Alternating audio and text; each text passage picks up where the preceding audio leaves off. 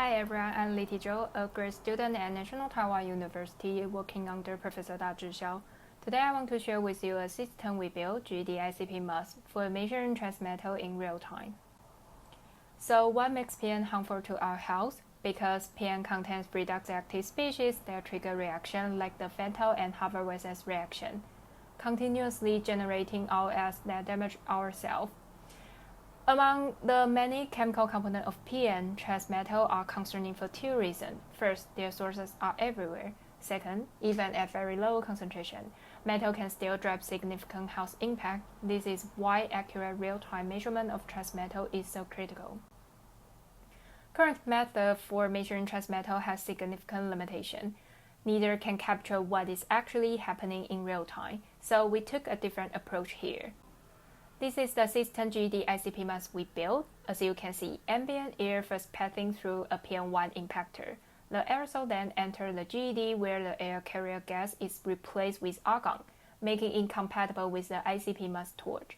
We also integrate a MSAG for daily calibration, ensuring measurement accuracy throughout the entire campaign. Here's what our system captured. On the left, you are looking at our 5 minutes resolution measurement. On the right, the exact same data but averaged to 1 hour.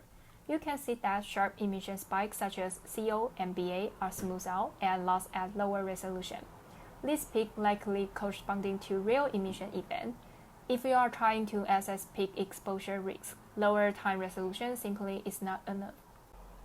Now, how do we translate this measurement into actual health risks? We first use PNF to identify the emission sources contributing to our data. Then we apply the ELCR framework, which combines two things. First, the chemical toxicity of the metal from our GD-ICP MUS measurement. Second, the physical deposition of particles in the lung simultaneously measured by our SMPS. By combining both, we can now track how cancer risks change throughout the day. This is what our real-time system reveals. The top panel shows the black line, our cancer risks across the day. Starting from around 5 p.m. during evening rush hour, we see a 16% increase compared to off-peak level.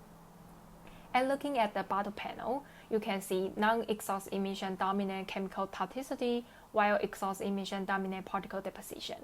This tells us that metal and their chemical toxicity are critical, but where and how deeply particle deposits in the lung are also important. And summarized here, we built a real-time trace metal monitoring system that reveals what traditional methods simply cannot see. And our result shows that both chemical composition and particle deposition matter, and we need high temporal resolution to capture how they change throughout the day.